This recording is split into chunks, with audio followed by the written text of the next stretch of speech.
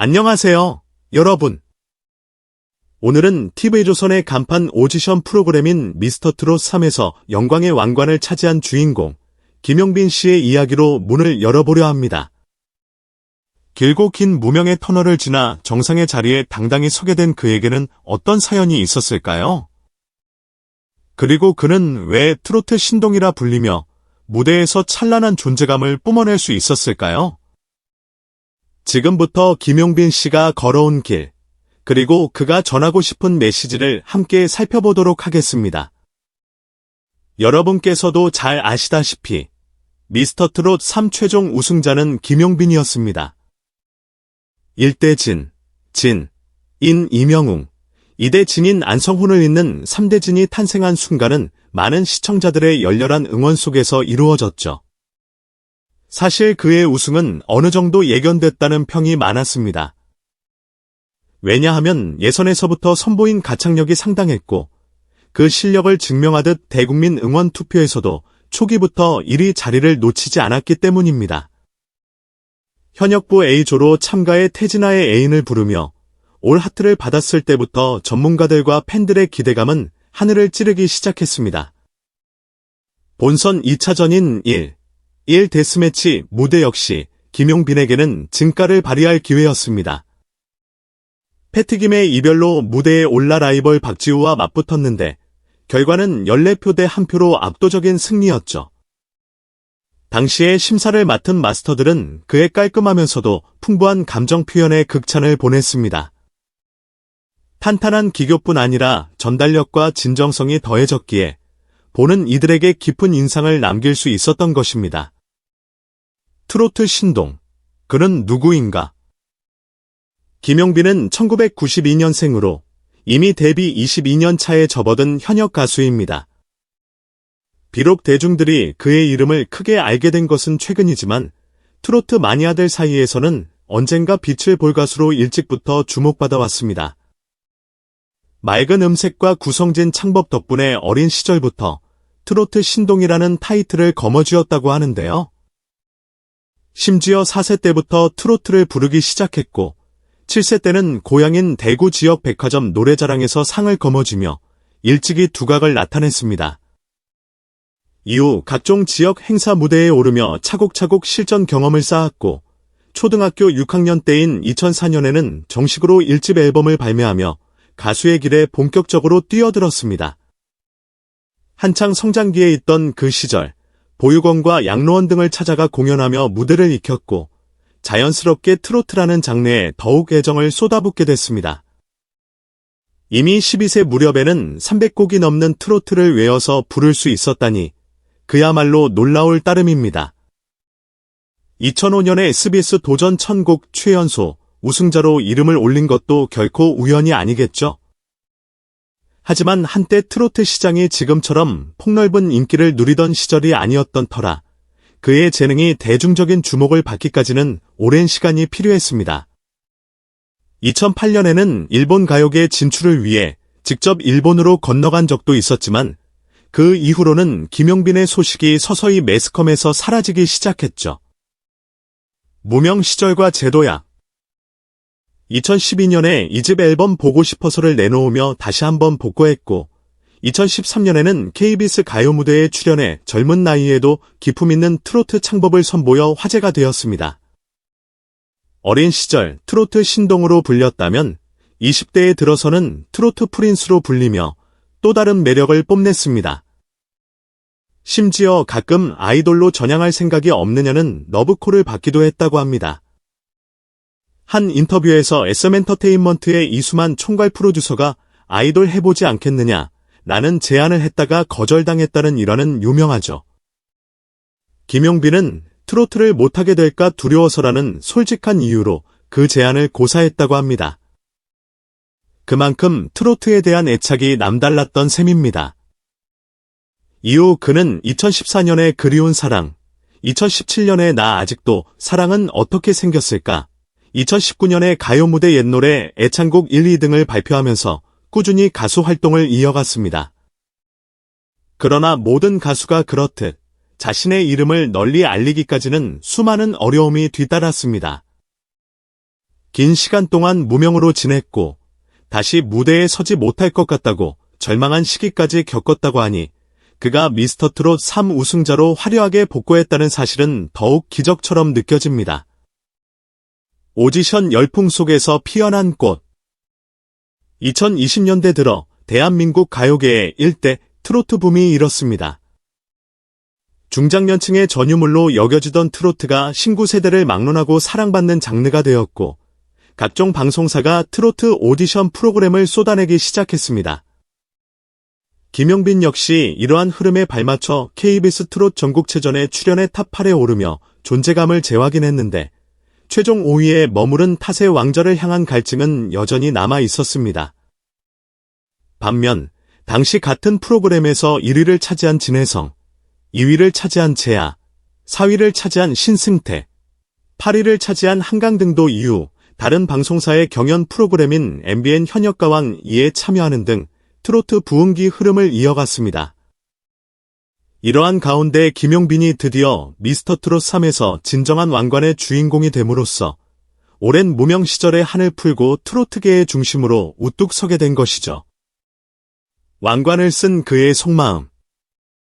경연이 막을 내린 직후 미스터 트롯 3탑 7 기자간담회와 TV조선 미스터 트롯 3탑 7 비긴즈 프로그램을 통해 그의 솔직한 심경이 공개되었습니다.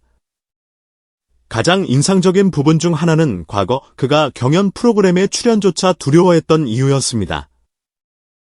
오랜 시간 공황장애를 앓으며 스스로를 무대에 세우는 일조차 어려워했다는 사실은 대중에게는 잘 알려지지 않았던 이야기였죠.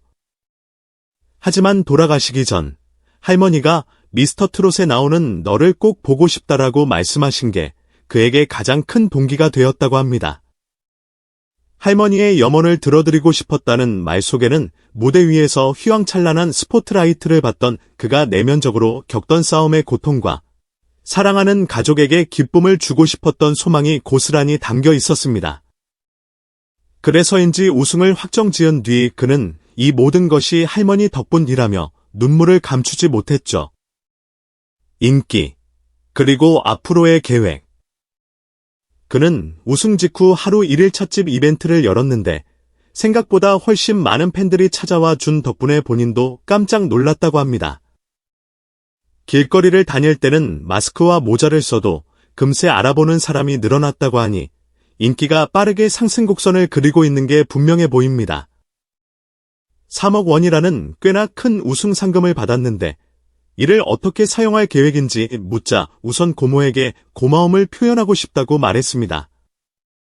어린 시절부터 뒷바라지를 해준 가족들에게 무엇보다 감사하다는 것이죠.